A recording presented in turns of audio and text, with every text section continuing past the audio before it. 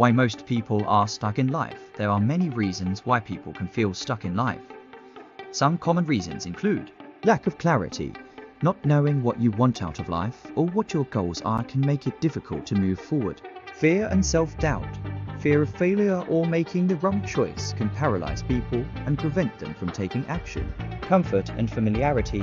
People may become comfortable with their current situation, even if it's not fulfilling, and resist change. Lack of motivation. Without a strong reason to change, it can be difficult to find the motivation to take action.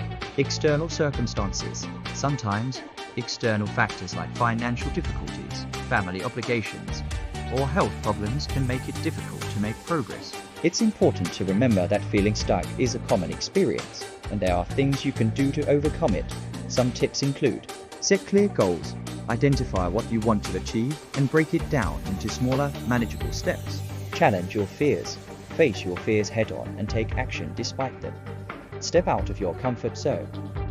Embrace new experiences and challenges to grow and learn. Find a support system. Talk to friends, family, or a therapist about your feelings and get support. Take action. Don't just sit around and wait for things to change. Start taking small steps towards your goals. Remember, it's never too late to make changes in your life.